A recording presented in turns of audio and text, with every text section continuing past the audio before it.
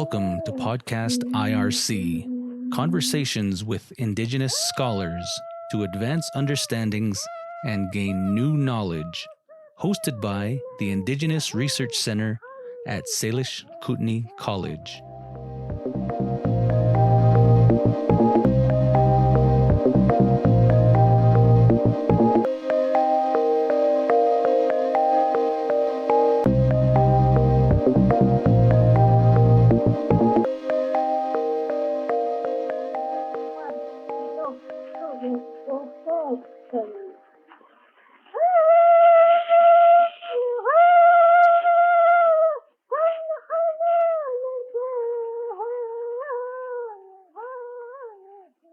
So yeah, that was another old Salish love song recorded in 1909, probably the earliest audio recording here on the Flathead Indian Reservation. It was by Edward Curtis. You guys know Edward Curtis, pretty famous for his photography. He was actually here in little old Arley, Montana. Took a number of pictures. I could not find the name of the person he recorded. It was just entitled "A Woman's Love Song," and apparently these, Edward Curtis, he recorded a whole bunch of music on these old wax cylinders, 10,000 recordings of not only music but language and ethnography. Is that what you call it? Ethnography, or what is it? What do you call it if it's like stories and those kind of things? Still ethnography? What is ethnography in general?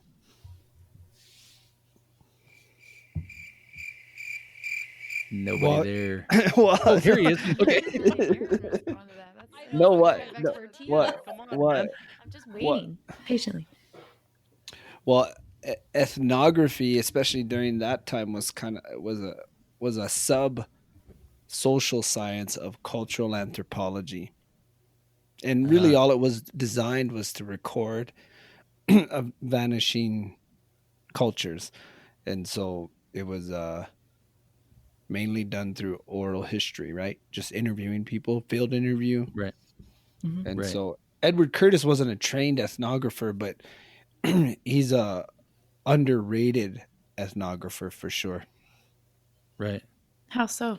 Or just as far as like the number of things that he was able to record or document? Well, in my opinion, this is my opinion, and Edward Curtis is for sure a flawed ethnographer. He's not perfect, but no ethnographer is. So, but he completed the greatest ethnographic works ever done on tribes in North America. There's no one's ever come close to the amount of content he's produced, and I don't suspect anyone to come close to the amount of material that he's accumulated, mostly funded himself. Like he even got a divorce over it, right? Oh, wow. I didn't know that. Yeah, he wrote 22 volumes on the North American Indian.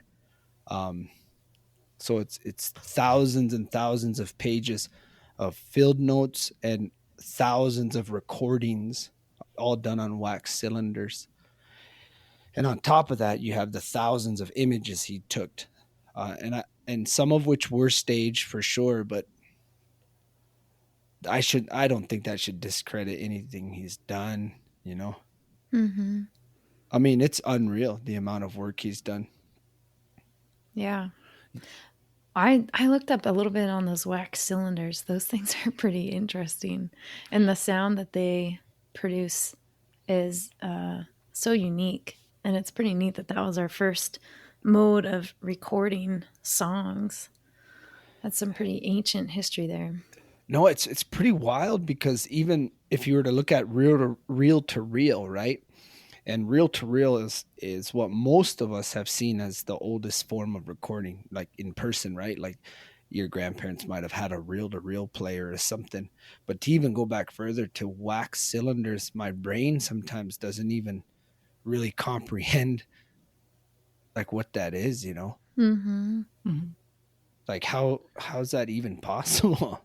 Yeah. And Shandin, weren't you saying that there was like 10,000 songs recorded at that time, but now we only have what is it, 270 something left, unfortunately, Well, from that? yeah. According to the Archive of Traditional Music at Indiana University, there was over 10,000 recordings of language, music, and histories, oral stories, etc. But apparently, only of all the wax cylinders that he collected, only 276 were known to survive, and I believe all those are housed at that Archive of Traditional Music. Now, just so you know, a wax cylinder can house any number of songs, anywhere from it could have 10 songs to 100 songs on it. Each, so there's only existing 200, and some of them were left in the Oh, got it. basement of a studio that he had in Hmm. Seattle, and they just got weathered. And then I think his daughter inherited most of them. But same thing with the tintypes he had, because he had so many unpublished tintypes. Yeah, that's pretty crazy and really fortunate, like you're saying. It's even though there'd be some criticism about having these pictures staged and those kind of things. That it's still a glimpse back into time, and particularly important when we're trying to examine these songs, and especially for folks today when we're trying to discover something about the past. We're pretty fortunate to have these wax cylinders preserved and be able to listen to back in time over 200 years. That's amazing. It's Hmm. pretty wild. So like he even created a melodic scale for tribal music, and so there's software today that you can plug in those that scale and it'll play the melody. And Shandin, you've actually kind of used some of that, right?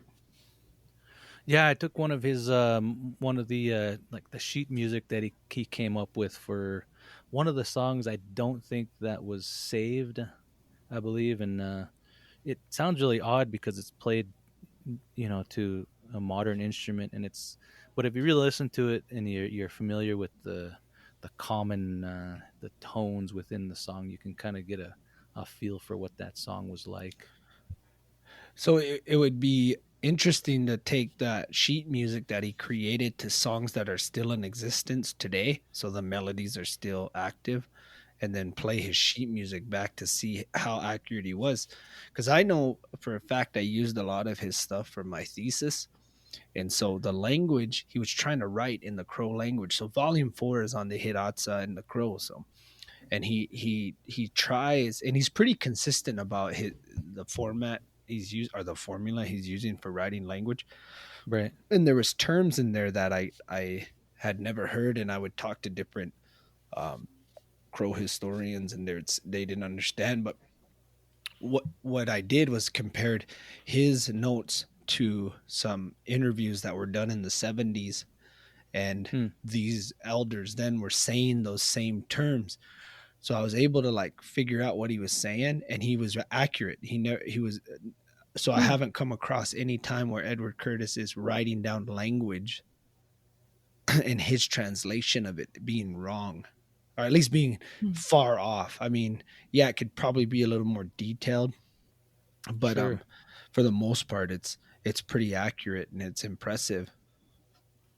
Wow. Yeah, too, and he asked. I think he asked some really good questions, and or things that were really important in the language that you don't necessarily see in some of the later folks collecting stuff. Like he asked things like about the directions, like how do you say north, how do you say south, which it's not. It didn't seem too common in the later people collecting information on the res. So I think that's pretty cool. No, yeah, you're right. So like a traditional ethnographer, especially at that time, they call them Boaz. They're like trained Boazian, which is like they apply like the archaeology of a culture, the language of a culture.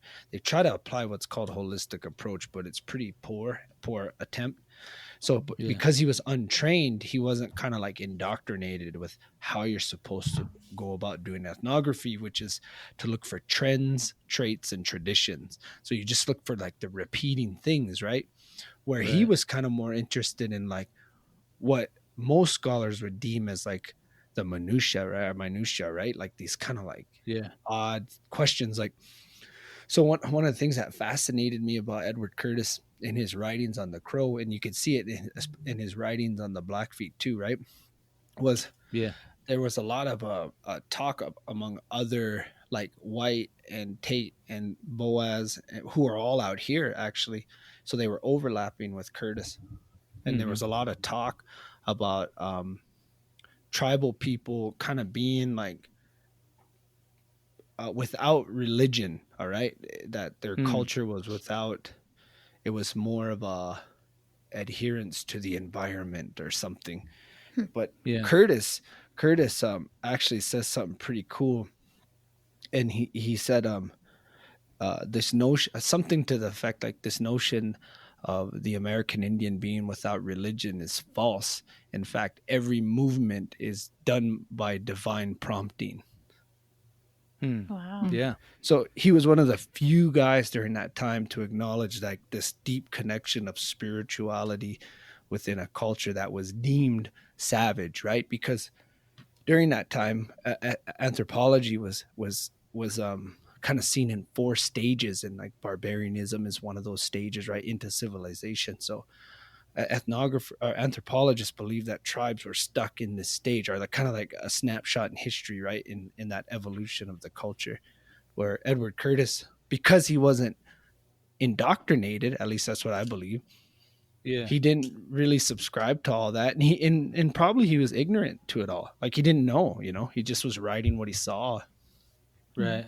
Right. So, Aaron, I'm curious if you Interesting. know, just because we were talking last time about this idea of things coming back and whether it's going to be somehow natural or whether there's going to be a lot of effort and that kind of a thing, and that intent was really important. And so he's doing this in a really different way than other people, it sounds like. And he put a ton of effort into this, and it cost him, it sounds a lot like, relationship. So what was he trying to do? What was his intent, like the project that he was? Well, what kicked it off for Edward Curtis was he was a portrait photographer in Seattle, and every once in a while he would go down to the shore of in Seattle, and he would see the native people picking shells.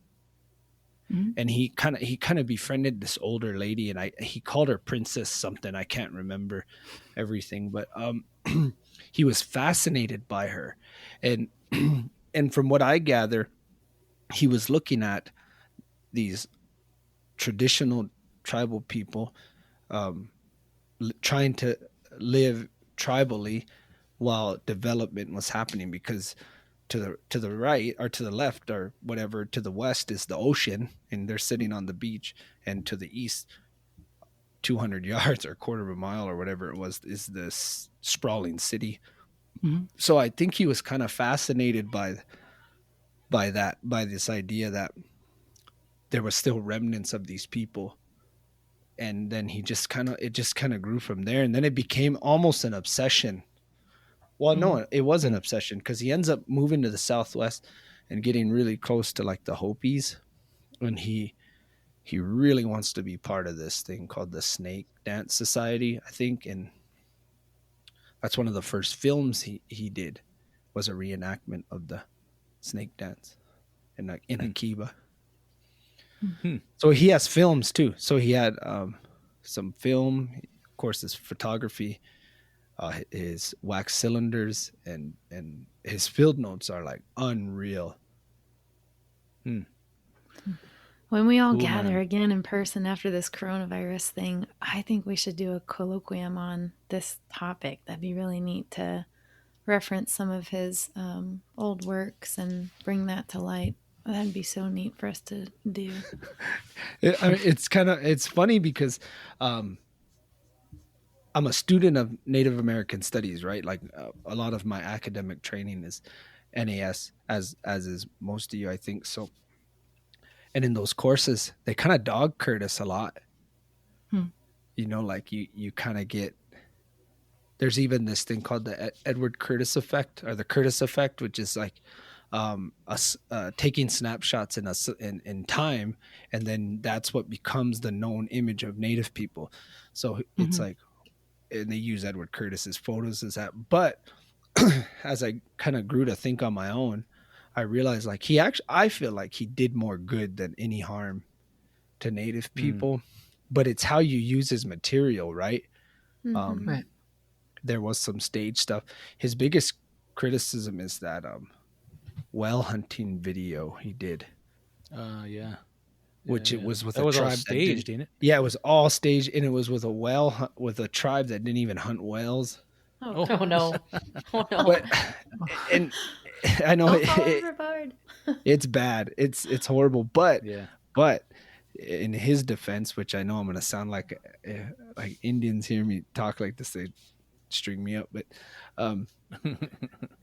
in his defense, I think he was creating that film, if I'm not mistaken, as a fundraiser. So he was gonna have this film, and it was gonna come out, and it was gonna go to the cinemas and make him a lot of money so he can continue his work, because he was really hell bent on finishing Alaska, doing the tribes in Alaska. So he was trying to get funded there. Yeah, that brings up an interesting topic, I guess, for today. You know, if we get young people, you know, even middle-aged people, I guess all kinds of people who are interested in examining his work, or even other ethnographers' work for that matter, and they want to use that material to try to do some reclaiming of knowledge. You know, that brings up the idea of, well, how do you just can't trust everything for face value, and how do you go about really filtering all that data and information to make sure it's accurate and correct? No, you're right too. So there's this assumption that if it's written down, it's true. And I think Native people, we've kind of adopted that doctrine mentality. So like when we read Curtis or Schaeffer or Boaz, we like say, well, they're wrong. It's like, well, they're not wrong, but they're not right. You know, you have to have a base knowledge and a culture in order to decipher a lot of these works, in order to appreciate them. So, you know, I mean, having said that, the two biggest in our region, the two biggest ethnographers that get criticized the most is Curtis and Schaeffer, who, in my opinion, were the two best. Yeah. And Schaeffer's work here, like his manuscripts and his field notes here on the res, I think aren't comparable to any other, whether it's Turning High, White, Tate, or whatever, you know, like. Yeah. And it's because he wasn't a theoretical anthropologist. He just wrote down what he saw, you know? Right. Right. Yeah, pretty crazy, man. And I don't know, you know, what I don't know and I don't understand is, what do other people think about these things? And is it even worth exploring, or do we just forge ahead brand new and start something different? Or do we look at these old writings, old recordings, and say, I want to bring that back, or I want to know more about this so I can reintroduce it into the normal life? Yeah, I think it's important. Oh, go ahead. Yeah. Oh, well, I had a thought related to what you were just talking about, like, looking back to our old ways and our traditions, and then recognizing the context that happened, and then today, maybe blending some of those things, recognizing we have a different context now. But like the other side of the equation is like, well, what about tomorrow? You know, like, and it's so hard for us to predict. Like, yeah, we can talk about the wax cylinders and like how things used to be even recorded. And I'm trying to think, like, how are we even preparing for that future thing? Like, how do we even know what's going to be coming next? And sometimes I also think maybe we shouldn't even worry about it because it's so hard to predict even. But maybe it's just more about, setting us up for knowing that things are going to change no matter what. Does that make sense? Right. Mm-hmm. Well, yeah. I mean, one thing that flashes back to me was, sorry, Kamiah, was when John came and talked on our colloquium, and he was talking about how dependent people are on electronics and technology, and how he was saying that, we need to kind of revert back a little bit. So There's always that. I just sometimes when I'm thinking about this stuff, I think about things that John had said to us and how much it does make sense on how dependent we are, in a sense. But when it comes to actual recording and capturing history and knowledge, what is the best method? I guess is what I question. Yeah. That's something I think about a lot too, just because it seems like even though, we've all been studying, we've been in Native American studies, and then we've had these different things. And so there are these sources that are acknowledged as, really good ones or really bad ones, or like these are the things that you need to know, like the foundational pieces. And I guess what I'm noticing is that even though we're talking about a love song, we're talking about these different cultures, we're going back to these sources that were from outside the culture, and they created a recording, and then they took that recording out of the culture, and yeah, it changed.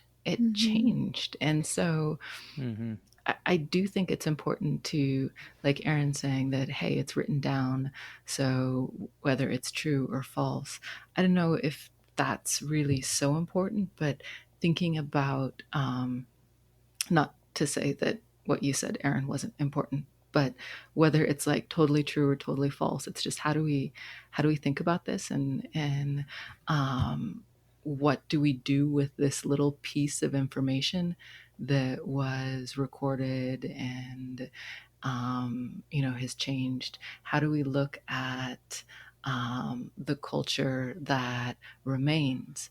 Sure, it's changed from the point of that recording. Those people aren't here anymore. But how do we bring those two things together? And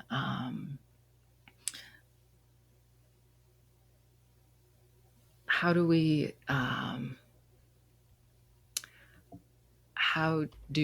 decide where we're going with that? Kind of what you're saying, Sarah. What's the future of this? Prescribe today what's going to work for next generations. Yeah, and so it's like if we're saying that we're in a spot where we don't know how we're moving ahead, and we want to look to the past, who are we looking to? And how are we seeing those things? I do think that, like, when you're talking about Curtis, now I'm really curious, and I want to see these things that he's created, but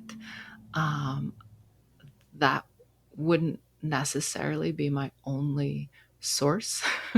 I would want to search out other people who know about these things, who have been told about these things, what they remember about what somebody told them that was a memory of theirs. So kind of piecing that together. Yeah, it's pretty important. I think what you're saying too is this idea of triangulation of data, and it occurs a lot in the discipline that I was working in hydrology, is always finding 2-3 other ways to measure whatever you're trying to measure, to validate what it is you're trying to discover. So if you made an error, well, these other 2 pieces of data will help you to know whether you're right or not. Well, and even I guess I imagine looking at a picture, and I don't know that I would really get a very deep understanding of what I'm seeing unless I've got more information, unless there's more sources to make that meaningful. Right. Yeah, important to do your homework. Yeah. And that's kind of what we do in STEM too. I mean, we use mixed methods for hypothesis testing. I mean, we try to, not just look at what we're trying to study through one lens, but multiple, really. Cool. Well, I don't think we even introduce anybody in here. At least just say who we are. people are listening. And they're like, who are these people talking? I don't know if we need And to we do we that actually every time. we actually had listeners. Did we? Yeah, people Yeah. listen to our podcast. We That's got just your mom 31 and dad. They were 31 That's what my wife downloads. said. That's what my wife said. She said, Download. "I bet it was your mom and dad and your sister." Yeah, 31 downloads, all from the same household. Darn. We had a listener from France, actually. Oh, What? Wow. I'll have you know, yeah. Listener Do you from have France. those? How do you know that? Through the Cool. analytics. Through the analytics, yeah, you click on a little button, gives you the stats. Hmm. I'll send those. Well, you guys can log on to that website. I think I gave you guys the privilege to do that. But Yeah, I think so. But yeah, it's one of those things. Well, let's listen to this other song, and then we'll yeah, we'll do keep it. Do keep it. the Oh, we discussion didn't. You going. didn't introduce everybody. You said you were Oh, going to come do it. on. Okay, yeah. So I'm Shandin Pete. Yes, that's me from Arley, Montana. Yeah, I work at Salish Kootenai College, and we also have with us Aaron Brien, who's Yo, also a faculty. Oh, yep. Jump on in. Faculty member there at Salish Kootenai College in Tribal Historic Preservation, and he's also the research.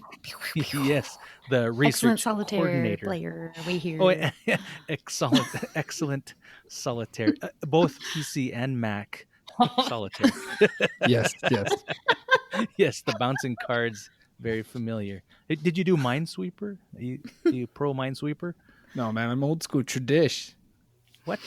Wait, I thought Tradish. Minesweeper was old school. That's Tradition. Minesweeper. Yeah, Minesweeper is tradish. You put it on Yeah. hard.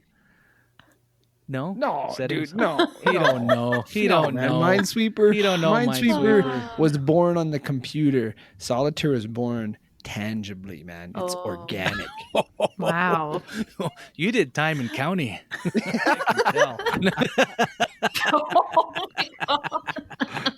That's for a All right. different podcast. That's for a different podcast. Yeah. That's the other podcast. And then okay. Also, we have Brenda Shepard. Brenda's our administrative assistant, and she does a lot of work for us. So glad to have her. She's also from. You're from Ronan. Oh, yep. Ronan, Montana. Actually, let's be a little more specific. You're Peachy from Heights. Oh, God, you Peachy guys. Heights. That's when you. Now, Peachy is only what would you say about a mile off the main road? Or Yeah. 2? Actually, it's like a mile and a half. Yeah. A mile and a half, but it is hundreds of miles socially Oh, it's deep in the res. It's Deep deep. in Wouldn't the you res. say? I would agree. Yes. It is the res. It is represents 1/5 of the reservation. It's nice. Whenever I get lonely for crow or something, I'll drive through Peachy and see some architect student design these houses. It's like, yeah, houses half in the ground. I Chicken love it. coops. Yeah, dude. The Some- chicken coop. Yeah, someone scraping a hide, but it's that Yes. hide that Jordan Stasso but- out there scraping his hide. they've been working on that hide for like 2 years. It's just stretched. Teepee poles leaning against the house. Yep, a couple of those. Yep. Yeah. And actually, the name of that how it's really pronounced Pache, I think. If you want to Something be like that. fancy. Mhm. Yeah, Pache. Like posh spice. No. Posh by Pache. I'll have to figure out Pache. I don't know. Anyway, also we've got Serra Hoagland with us. She is another person we rely on for some great information. Killer intro. glad Kill- I'm a- She's I know. another person. She's another person. She's just I don't know her very well actually. No. I swear she's part of the team. Well, Oh, now man. you have a very unique position Yes. at Salish true. Kootenai College. Just give us a brief 1 minute on why that's so unique. Do I Nay, normally not 30 respond seconds. briefly? Nay, Come on. 45. Okay, you're Go. timing me. Yeah, so I'm the liaison officer for the Forest Service. So I'm technically employed by the USDA, but it's kind of neat because my job is actually based at Salish Kootenai College in the Natural Resources Department. Boo! 29 seconds? Boom, you did it. 22? Way I to don't know. go. You got a little bit more time. Talk about your dog. Oh, we're talking about my dog? Yeah, she's not I'm here with just me. kidding. She's in Lincoln hanging out. No, that's okay. Fishing. I'm just kidding. Yeah, I watched a documentary about the Unabomber over the weekend. Oh my gosh. Oh, which one was it? Montana. I can't remember. Oh, dude. That usually means you didn't Wait, really there are watch it. multiple ones? No, I'm just kidding. There are No. a couple. This was Well, on Netflix. Well, there's I the don't remember the title. dramatization one, right? And then there's like the No. actual one called Manhunt, I think. I think it was the Manhunt. It's like it's told from kind of like the FBI point of view where they're Yeah. searching for him. Hey, Yes. want to talk about investigation, man. There Yeah. you go. There you That's go. it. You want data triangulation? There Boom. It is. Boom. Okay, one more. Kamiah Dumontier, also part of the research center and also faculty at Salish Kootenai College in the liberal arts. Is that correct? Liberal arts. Yes. Oh, I could just barely hear that. Yes, come through. Yes. Liberal arts. Okay, all right. Cool. All right, so that's the team. And let's check this other song out, man, because this is another Yeah. interesting song. Are you guys ready? Let's do it. Do it. Let's do it. Here it goes.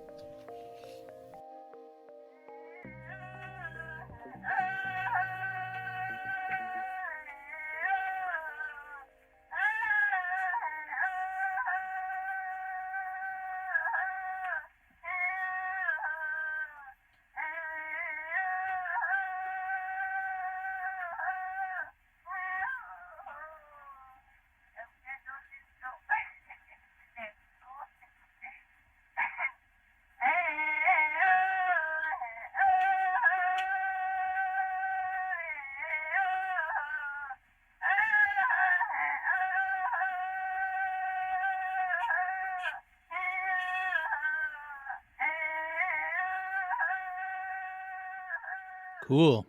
So yeah, that was Sophie Moise. She was 70 at the time, and that was recorded by Claude Schaeffer in 1934. Again, a love song. This one was given to her, I guess, or I suppose she learned it by one of her husbands, who had passed on, and he apparently had received that song from the Hummingbird, and in some in certain ways, I guess she explained that people would use that song, or people could use songs like that in the sweat lodge, and if they had an infatuation toward a certain female and that they wanted to maybe marry, then they would sing that song and think of that particular female. And the cool thing about that particular song, or I guess this individual, is she was alive during the buffalo hunting days, right at the end. So I think she explained that she doesn't remember. She was a little bit young, but she did take trips across the divide and hunt a buffalo. And she's got a pretty cool story behind her. Um, a lot of things that we could talk about this particular person, but this is another instance where you got an ethnographer coming to the res and recording some things and really saving some valuable information that young people like us today can listen to. Shandin, can I ask a question about that recording? Or maybe everyone on the podcast, your perception No, just of this? me. Yeah, just Shandin. Like, You can okay, only well, ask actually, me. anyway. I call on halfway- people. No, I'm just kidding. Okay, right. Halfway through that, it's almost like there's a little bit of a pause, and maybe I just can't quite make it out, but it almost sounds like she pauses and talks a little bit and then giggles and then gets going again. Is that what other people hear too, or is that part of the song? No, so this was because the preservation of this particular song had passed through a couple different mediums. It was first recorded on wax cylinder, then to aluminum disc, and then on reel to reel. So it is really scratchy. I had to do a lot of cleaning up to get it fixed up, because it would get caught at a certain point, I guess, when they're recording it off the wax cylinder. So one part would repeat a whole bunch of times. So I had to do a bunch of cutting to splice it together. So she sings through this song 3 times, but after the second start, I think she says I'll have to get some confirmation on this, but she talks about something about her voice going out or something, or getting choked up. But I can have someone listen to that and try to interpret what she says. But she does say something about the song and then continues to sing it. So yeah, it's it more almost sounded like she said something. Yeah, go ahead, Aaron. it's more of a comment than she's making a comment. Mm-hmm. It's Yeah, right. Okay. yeah. And this this song and a number of others that Claude Schaeffer recorded in the 30s were saved as part of this large, I guess they called it the Federal Cylinder Project, where they took a lot of these old wax cylinders and tried to preserve them for future use. Yeah, I think that was the Department of Ethnology was kind of heading that up or something. Yeah, let's see. I looked it up on it was American Folklife Center. Oh I don't yeah, know they're what the guys what that. Yeah. Okay. Sorry. yeah, I don't know. I'm sorry. No. Did he call No, him? I don't know because I didn't call on you, Aaron. I'm sorry. I apologize. I'll Okay, raise go my ahead. hand. I'll raise my hand here. Okay, go ahead. I see your little orange hand go up. No, Yes, I Aaron. just. Yeah. I know nothing more than what I just did a quick grab off the internet, and that's all I found. And they might be part of what you're talking about, but I'm just not sure. Yeah, it was part of that whole movement of recording the vanishing race. It was this huge, huge movement of ethnographers, anthropologists, archaeologists moving out into the West to record kind of the last vestige of Indian people. Hmm. Interesting. What I think is interesting too is the belief of some of these people that had these songs recorded. It was really strong and very very very disciplined folks.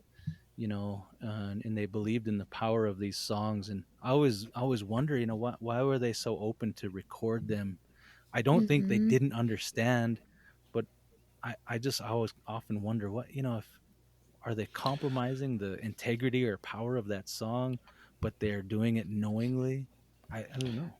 See, that's an interesting thought because there will be even people that would say, "Hey, these are things you shouldn't even talk about," right? Yeah, uh, Let alone play recordings of or sing them. But I don't come from that belief. I just what I think. What this is my. Of course, we can't pretend to know what they were thinking back then.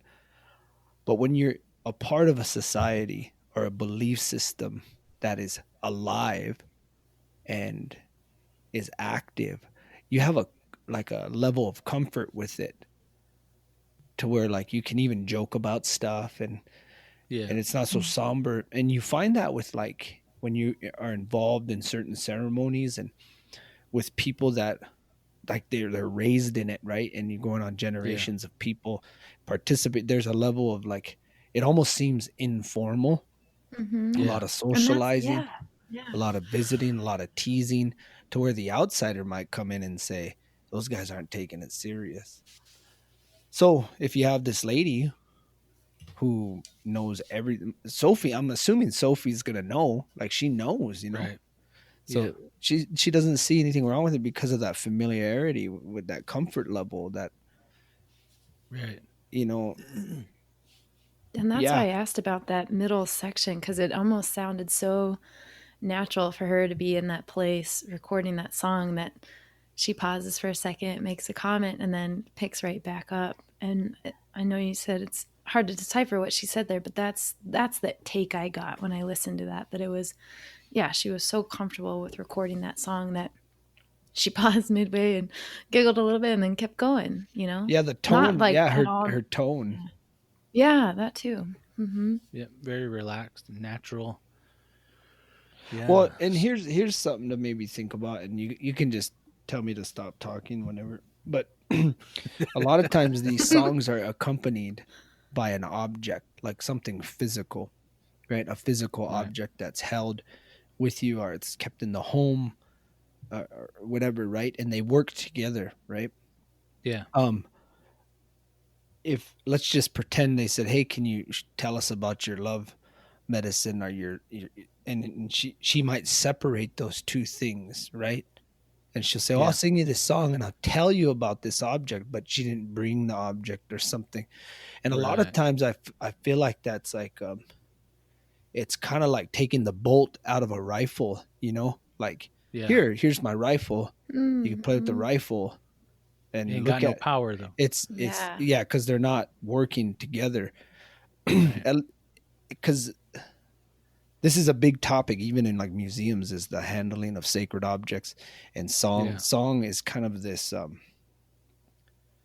the key, right, to a lot of this stuff. Yeah. And they work together, right? Anytime you're around Indian country, you'll find that these holy objects are accompanied by a song, right? Yes. So maybe that was the case. Of course, I'm not gonna. This is Yeah. all speculation, right? No, I agree. I think that sounds right on, and I think a good point to make is, you know, the understanding of the song is this. It's not held singularly, and in fact, it could be an object, and it could also be a time when you sing it. It could also be associated with an activity you do after or before. So really the power, when somebody says, well, what the power of the song, you know, they say, oh, this song has no power. Maybe they're implying that, well, this person hasn't done these particular things, or this is what belongs with that. You have to do this. Yeah, maybe that's the thing. Like, it's like the idea of a song and a medicine bundle, right? Like maybe the bundles are gone, the songs are still there. For nostalgia's sake, people still sing these songs, and maybe they do hold some power, but it's not in the same context as that object, in it being accompanied with that. Right. Yeah. What are your thoughts, Kamiah? You know, it's hard for me to kind of explain or articulate, because I do agree with what you and Aaron are saying about these songs. This idea that these are things that mean a lot to people, and so I mean, you're careful with the things that you think are important. And so there comes like a protection. You're careful, you want to protect it, but that's not the only way to care for something. And so this idea that, you know, she recorded the song, I don't know, that like I guess my feeling about that is that it doesn't diminish the song. Maybe the song doesn't have the same like power, if we call it that. The song isn't doing the same thing. She's doing something different with the song. It's still meaningful to her that she does that. I mean, why would she otherwise? But it's not working in like this original way. So there's I don't know, I guess I think about it as almost like a translation, right? That Sure. Yeah. There's something, maybe you know, a story, a poem, whatever it is, and maybe it was recited first in one language, and it seemed to be really, really meaningful. And so, in order to spread that, there was a choice to make, to write it down. And then for it to reach more people, there was a choice to make to change it to another language. And when you do that, the meaning that certain words hold isn't translated, just like a basic concept is. And so what you have is different. It's probably important. The people, you know, the people who read it in this other language, you know, I would think were happy to have it, maybe grateful to have it, have access to it, to know what bit they could. So I get that, like, I want to be careful. I want to protect things. But I don't think all change is hurtful or diminishing. Yeah. Right. No, I agree. Brenda, you have anything to add on that? Oh, hey, sorry, let me unmute here. Were you texting? She was We got playing instant No, laughter. no, I wasn't. Playing No, solitaire. playing solitaire. No, when I heard her singing, my initial thought was that it was a really beautiful, upbeat song. And just listening to her sing it obviously came from the heart, and it's something. And then you guys got into a deeper conversation of translation and this and that, and I was thinking of the place that she's singing it. That has a lot. The song, she said, could be you stated before that the song could be sang in a sweat lodge, and so maybe as she's standing there, the song's not as powerful, just singing it out in the open, and maybe the meaning of it's more powerful in a sweat lodge, or I don't know. So I just was thinking of like the power of the place, of that. But yeah, it was a beautiful song. Yeah. Can I share an example? Yes, please. Can you guys hear this? Yeah. Can you guys hear that? Okay, good. Yeah, you got some birds going crazy out So there. Huh? yeah, I'm playing a video that I took last week when and then it stops. So I'm playing a video from my phone of the sound of the red-winged blackbirds that were going crazy outside our house there. Yeah. So yeah, right now that song sitting in my office here in Missoula doesn't have a lot of power to it because there's no female red-winged blackbirds anywhere nearby that song is actually singing to. Oh yeah, but I guess that's a good point. When I saw it, it's like, man, I mean, I was just like overcome by listening to their voice. In that flock, there was actually probably like a dozen of those male birds, and they actually migrate together and they come back to their breeding grounds and they make those calls together. And then it's interesting that they just all stopped at once, like kind of all in unison. So it was just powerful in that moment. And now kind of playing it, here, it doesn't really have all that same context. Yeah. In the moment, that seems to be a pretty big factor in the moment.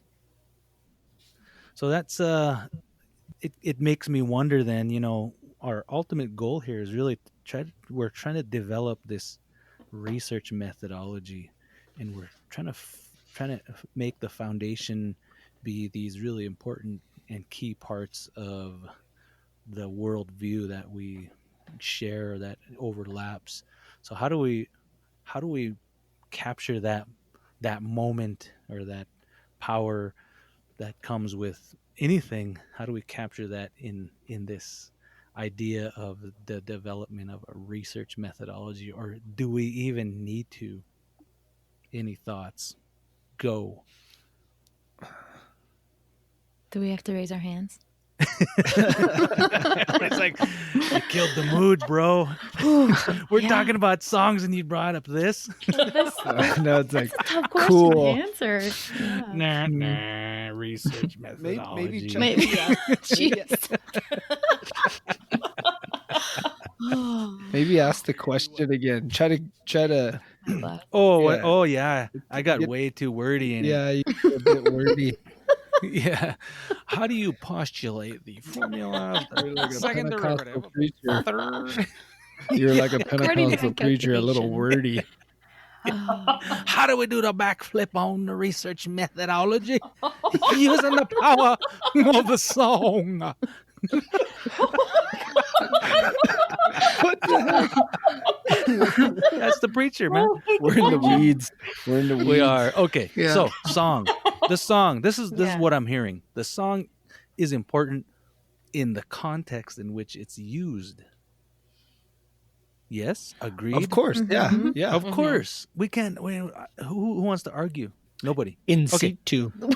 In situ. Yes. So, if we're saying that, you know what, when anybody says Indigenous research methodologies is founded in the worldview of Indigenous people. Well, by golly, songs are a huge part of an Indigenous worldview. Agreed? Yeah, in fact, Yeah. in fact, you could probably argue it's the top. It's in the top 3. Song is from Yeah. the point of creation to now, right? Song has been Yes. vital to the Yes. identity and the perpetuation of all things native. Boom. Right. Ba-boom. Boom. Use that Pa-pow. soundbite. I need a soundboard. Yeah, that has the pa-pow. Yeah, you need Boom. that. How about this one? Oh, That- wow. That kind of works. Kind I don't know. of. It's dumb. No. Okay, anyway. So you get It's what a I'm little saying. cheesy. You get what I'm saying. You get Yeah. what Well, I'm saying, right? So song. So oh, Yes. go ahead. Sorry. No.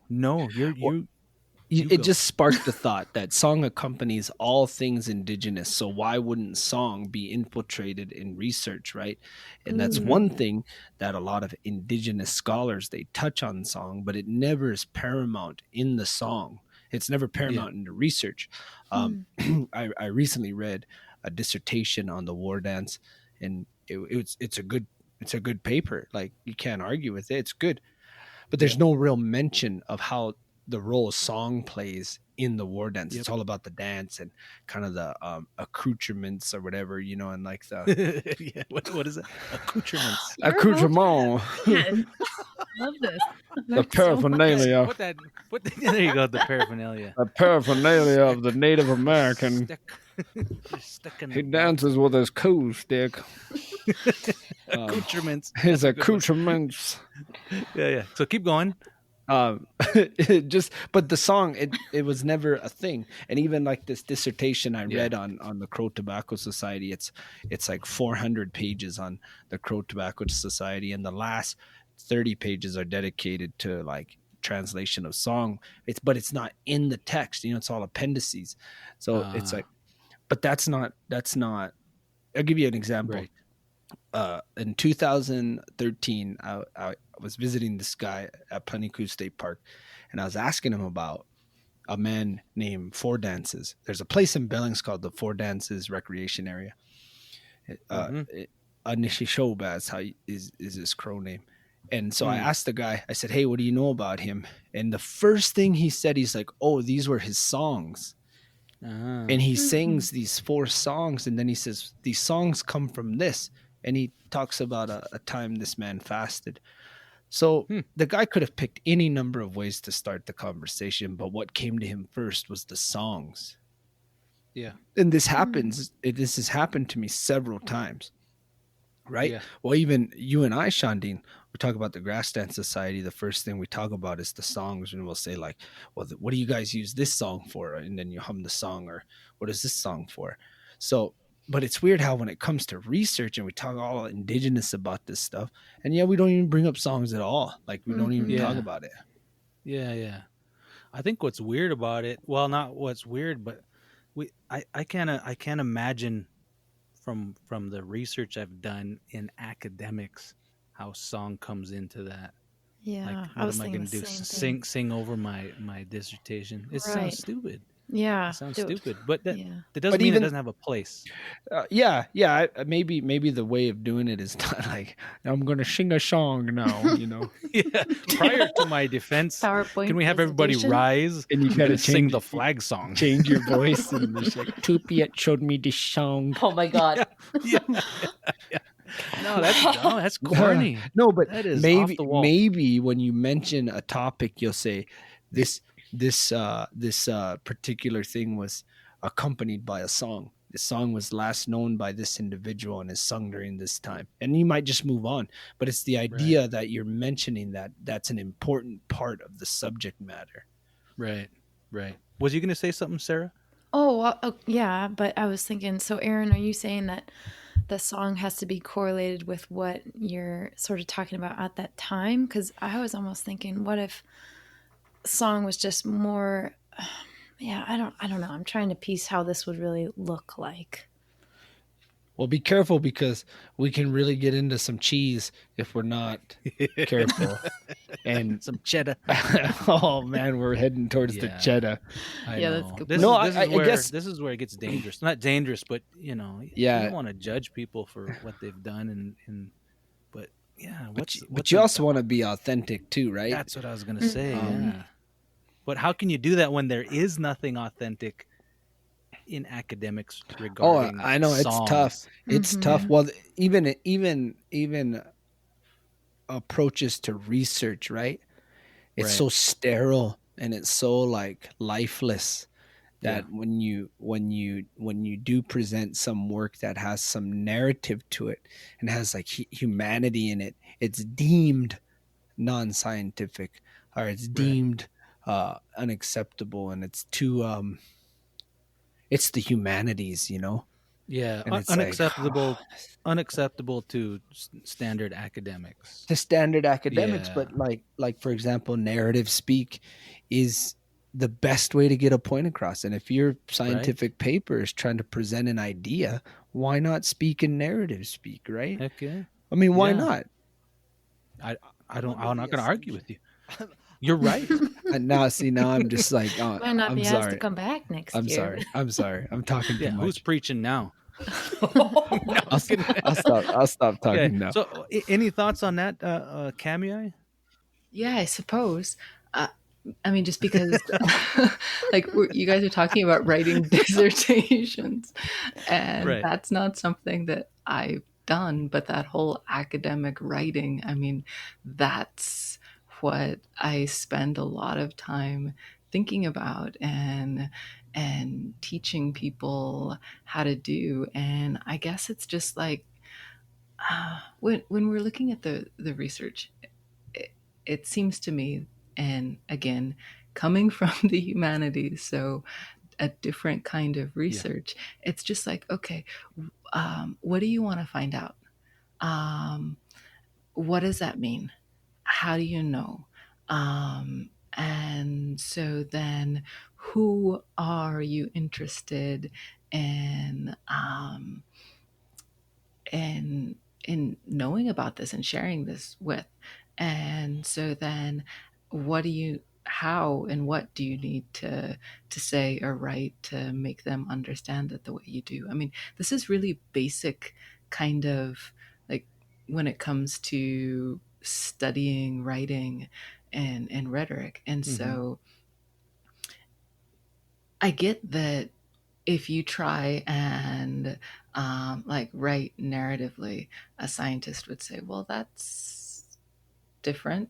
I don't understand. But to ask those kinds of questions that get you to the choice that this is how I want to write, those I think can be explained in an academic context. I mean, I think they can easily be validated. Like, here, you want to know these things, and this is the answer. It's just not quite what you expected. Yeah. I mean, and maybe that's the thing, abstract. the expectation, right? Right. And I guess trying to explain it this way sounds odd to me. Like, if I had a concrete example, maybe it would make more sense. But like these dissertations that you're talking about, Aaron, I mean, I've never read them, but the idea that topic that they're addressing is so connected to song, and they're skipping over because that doesn't fit in academics. Well, within academics, they could say that, well, you're not fully addressing the situation. You are ignoring something that's there. Isn't there something about, like, picking and choosing your data to make the point you want? You can't just ignore all this stuff because it's easier to explain. Well, I think one of the issues is I don't know if Western academics are unless you're in a field that's associated with music, ethnomusicology. The song is just not. It doesn't seem, maybe it's not important. It Yeah. doesn't seem to be an important thing. It just Yeah. depends on the discipline, I suppose. I guess So, maybe I couldn't go ahead. it's that idea that we were talking about before with things being staged, a photo being staged. If you write Right. about war dance and you don't address song, then it's like you've erased half the picture or you've really cropped it. So Yeah. it's So like it's really that. about educating people about these things that are important, that have a more rounded view of topics that are important to Native people. Right, because I don't think academics are like, okay, this is what I expect to hear. So give me an incomplete idea so that you meet my expectations. Yeah. Most people aren't interested in that. No. But I guess one person's complete is another person's incomplete, I suppose, in a way. Okay. Yeah. But I don't know. But I don't know. I was just Yeah. thinking, if I had a advisor who was Native and they were seeped in the traditional ways, they would look at my dissertation and say, "Man, you're way off. You forgot all these things." But I didn't have that. I have a non-Native here. person, yeah, totally unaware of important things in the area I'm talking about. So I really did not expect them to help me to have a more rounded conclusion. Not that it wasn't a well-rounded conclusion, but for them to challenge me to look further. But I think people can do that if they're really, really invested in something. They can branch out of I guess what they don't know. I don't think that the academia as it is going to help us do what we're doing. I guess maybe the idea is that if we decide that this stuff is important, I don't think that there's always going to be some objection, but I don't think that it would be something that we couldn't get past or through. Yeah. Was you going to say something, Aaron? No. I mean, yeah, it was, but it was just me trying to steal the spotlight. But go ahead. It's yours now. No, I can't even really You're remember. honest. Authentic. It was something off of what Kamiah had said. It kind of just sparked the thought, but no, it's fine. You're so authentic. I'm just trying to be woke. I'm just trying to be woke. That's what we admire about you. I mean, you're authentic. Go ahead. Just there. I mean, same but different, but same. I've never even read. Okay, here he goes. I've never even. Well, it's my turn now, Aaron. Okay, all right, go ahead, Sarah. Go ahead, Sarah. We have to blaze the trail. No, go ahead. Let him go. No, we wound him up. It's Sarah's turn. Go ahead. Okay, Serra, go. Wow, thank you. Well, I liked Kamiah's end point there. It sounds like, and Shandin sort of confirming what I'm understanding here, is that we sort of do have to blaze that trail in some way, right? And figure out how to make this all work. But the original question you posed, Shandin, with our Indigenous Research Center, it seems like with the love songs we're talking about, maybe the way that we do and approach research is just like how we show the right authentic and well-intentioned effort in putting together something like a love song or the courtship practices and things like that. We have to have that same level of authenticity and heart in how we approach our research. And it's going to look different no matter what field you're in. So you can't prescribe some magic potion, but just having that same honest effort. And I think using our teachings as sort of a moral compass. Mm-hmm. No, I agree. Yeah. I'm done, Aaron. Go ahead. Your turn. End of report. End. The end. Aaron, go. We have to wind him up first. Are we done? Aaron? No, you got the spotlight. Well, I think we're jumping the gun here because we're kind of talking about songs and stuff, but yet for the casual listener, they're probably not going to really understand. At least I'm assuming, right?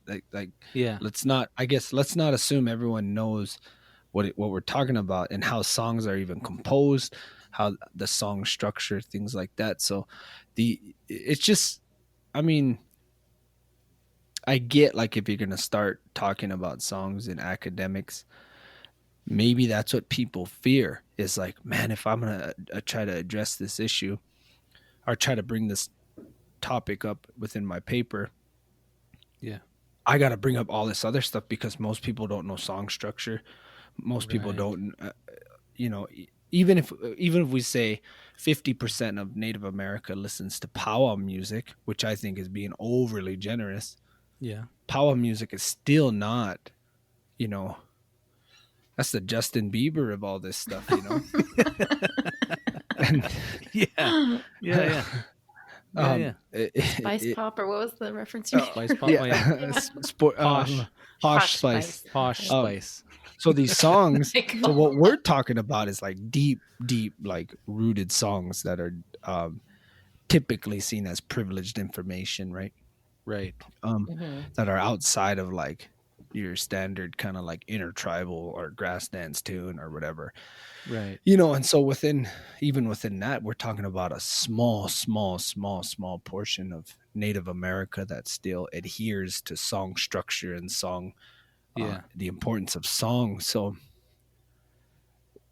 Yes. I think that's also why the topic itself is important to research, because it's a really underwhelming conversation sometimes when you're trying to visit with people who we deem as culturally competent, and then when it comes to song, it's like you're one of 10 guys that could sing a song, let alone, you know, Yeah.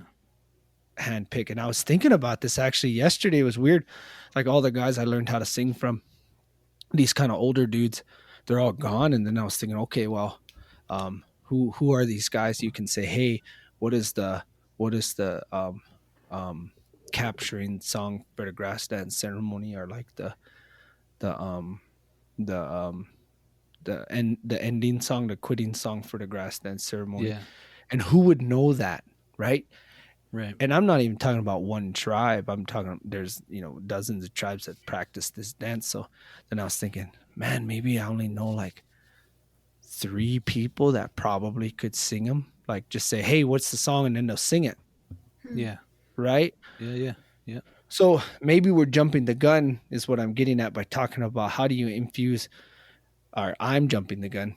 How do you infuse music within research? But it's like, wait a second, there's not even the introductory paper yet Right. that someone can Right. grab and say, oh, this is cool, man. Like, you know, even drumming and singing at SKC, when I first went to SKC, there was 15, 20 people in that class. You know, Yeah. people wanted to sing. Now they haven't even been able to have it, right? Nobody signs Yeah. up for it. It's Bummer. so we got to go back to the basics, you know. So we're going to Right. talk about love songs, which are ultimately medicine songs, right? These songs that are Yeah. used to accompany medicine, are holy objects, right? Right. But yet there's very few people that could even break down how song structure works, you know. Yeah. Right. Yeah, it's a tough one, man. It is a tough one. And if song is important, like you said, the top 3 important things as far as indigenous things go, then you know, we have a lot of work. We have a lot of work to do to figure out how that is situated in. And I don't see it. I just honestly don't see it in Western academics. You know, tribal colleges is even another difficult one, but I think maybe more appropriate, but not in the state that it's in now. No, because it really can't be, because even tribal academics, they're just now catching up to some degree, right? Right. So like, yeah. we're just now figuring out how to navigate within academics. Now, if we throw in something deeply, deeply cultural, we're gonna like freak everybody out. Yeah. And also, even on a more serious note, endanger ourselves if you buy into that way. You know, if you're what they say, you know, if you're playing around, you know, you got your spiritual songs and you're playing around with those by putting them out of context. You can do yourself some spiritual harm. So yeah, there's a lot to think about. Yeah, and you know what's crazy? Did we lose him? I I think lost so. We Mm-hmm. lost him. Oh, What's crazy, Aaron? What's crazy? Oh, I I'm know. sorry. I'm back. Tell us what's Gotcha, crazy. back. Gotcha. I said what's crazy is we don't even mention song at all. We don't even Yeah. I'm not even talking about certain songs. When's the last time you read a paper that even says, "Oh, there's songs that come with this topic," and then just moves on, right? Mm-hmm. Yeah, They don't even none. do that. Never. No. Yeah. Never. So if you were to read all the academic writings on Native people in the last 30 years, you would think we're a songless people. yeah. I mean, Yeah. really, like really. Yeah. And is true. that any way we want people to understand us? You know, and even our own Yeah. people, like all these young Native scholars who are doing great work, but yet Yeah. there's no mention of song and there's no, Yeah. Yeah. you get And what I'm that's saying? I do. And in a way, I don't think I truly believe this, but you have to be raised in that way to really grasp it, but not necessarily. I think people can relearn it, get involved back into it. But if you took a quick survey, and this would be a really interesting survey, and I always thought about this as a way to kind of gauge someone's cultural understanding, not as a piece of data to judge somebody, but just to get a feeling for their worldview. But ask someone, do you know your traditional songs, and can you sing those in an appropriate way? And I think that'd be a good way to really examine someone's understanding. Well, why not? Why don't we do it? Yeah, I don't know. Just a quick poll here. Who do you know any traditional songs, Aaron, that you could sing Yeah. appropriately, not for Yeah. show, not for sit on the side of the street and make money? Yeah. Yeah. I could. Yeah. Side hustle. Yeah. Side hustle. No, Brenda. What about you, Brenda? Do you know any tunes that you sing off the bat? Unfortunately, no, I do not, and I'm very ashamed to say that. I'm No, sorry. Oh, don't don't be be ashamed. ashamed. No, Stop. No.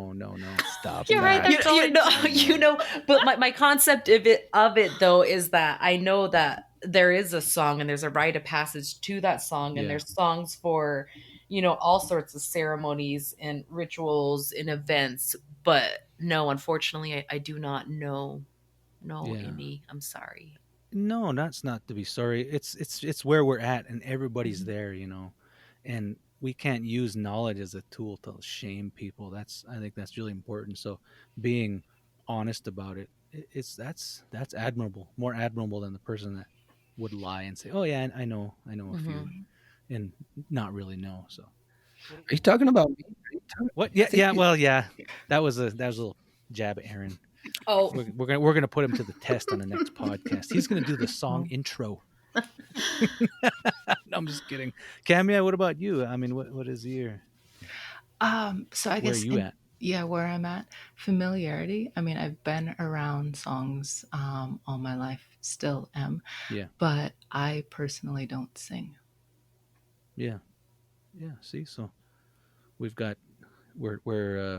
2 for 4. What about Serra? Yeah, and I'm in the same boat as Brenda.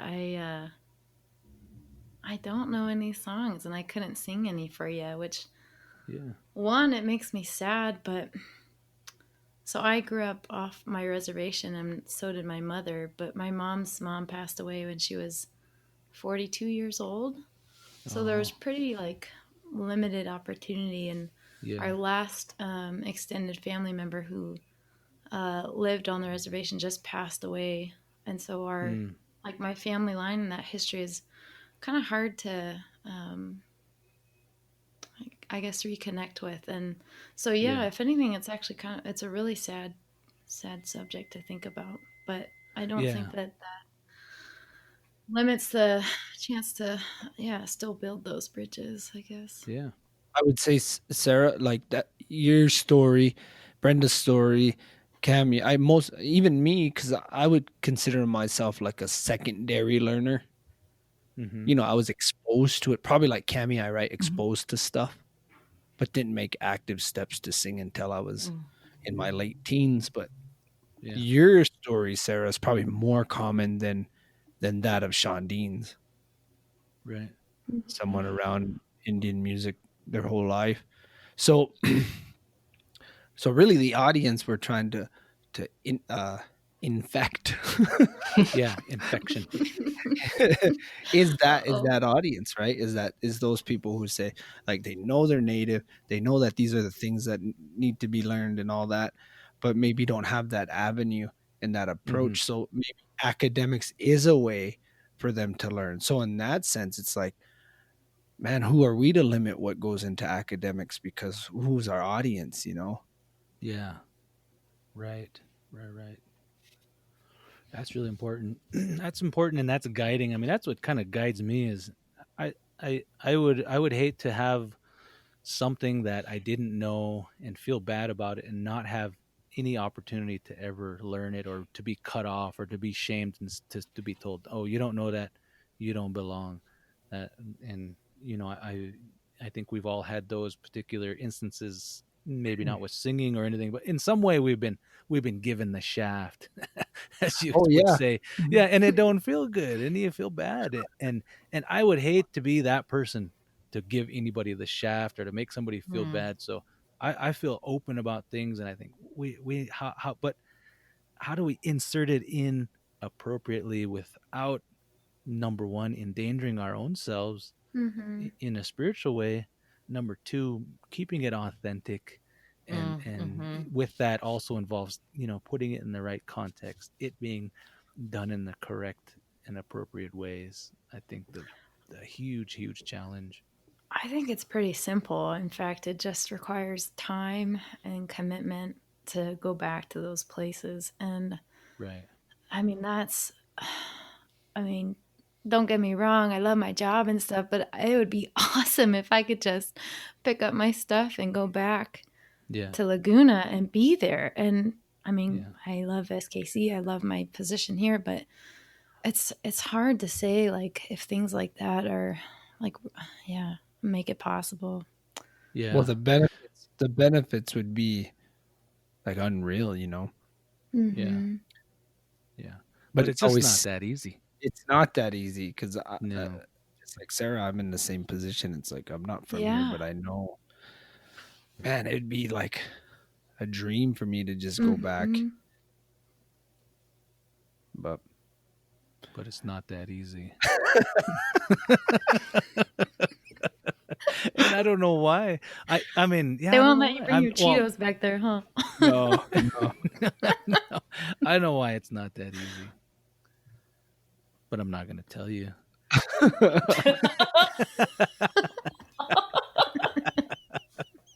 You'll have to tune in next time. Tune in next Ooh, I like that. There's a word from our Where sponsor. we're going to tell you why it's not that easy.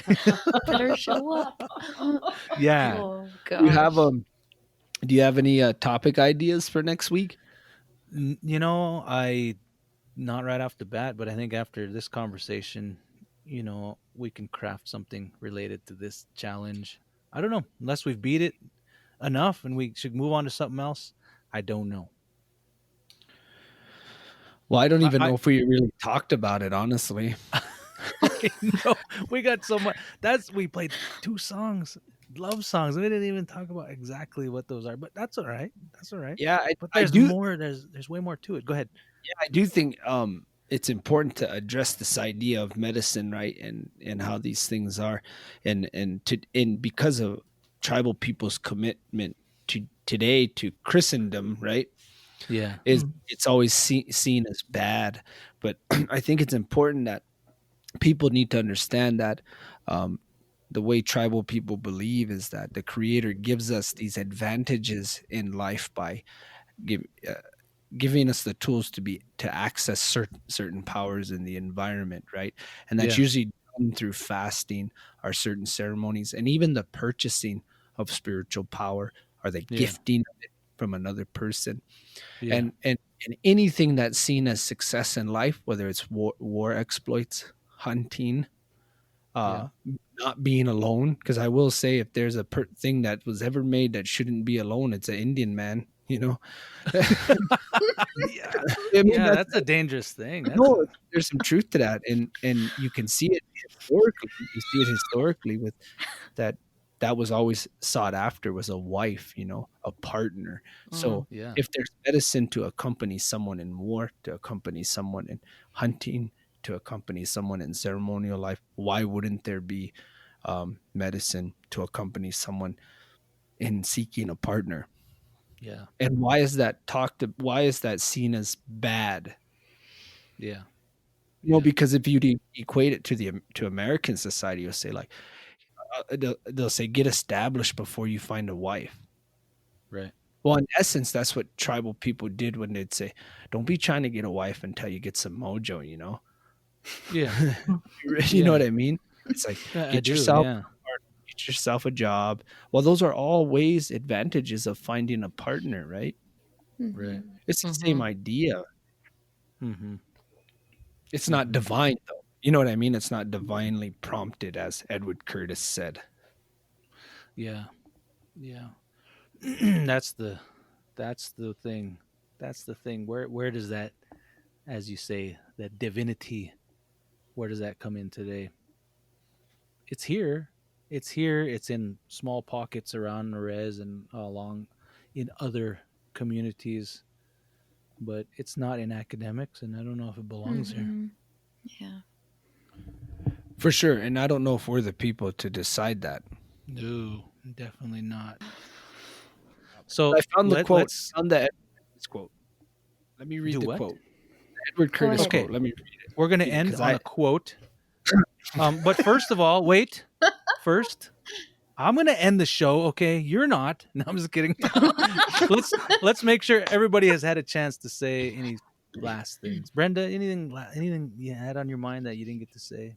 Just no, it was a great session to sit in and listen, and it's food for thought for sure. Cool. Kamiah? No, there's so many things that I'm thinking about that I kind of feel like I have to keep thinking about before adding them to any kind of conversation, because it just goes too far. Right. Serra? I'm just glad I haven't broken my speaker and microphone today. Glad I made it through. Well, is he throwing it around? What are you doing? Yeah, I literally almost started a fire last time, and I'm glad you guys didn't hear me being concerned. But yeah, so closing thoughts. Just glad I was able to make it through today without any hazards. I know I created a spark last time, and it was a little scary. Everything's fine on the mic. I know this happened. Whoa. I know. That's crazy. Fire. I don't know what that means. Spitting fire. We need to have a rap battle. But I will just say that you guys and I'm so glad that I get to be a part of this group, even as a, kind of outside, but being able to collaborate with you all. Cause I just think, man, looking back at like my experience through research and the things that I've done, I wish I could have had folks like that are on this podcast to bounce ideas off of. So it's just, I'm so glad that I'm a part of it now. And it's just so fun to learn from everybody and sharing this experience. Cool. Thank you. Thank you for being a part of it. We appreciate your input for sure. Okay, Aaron, unless you have something else to say, you're going to close us out, sir. No, I don't have nothing to say. Well, close us out then. Get her going. This is I tried to quote it earlier, but I jacked it all up. So this is Edward Curtis, and maybe this will lead into a topic next week.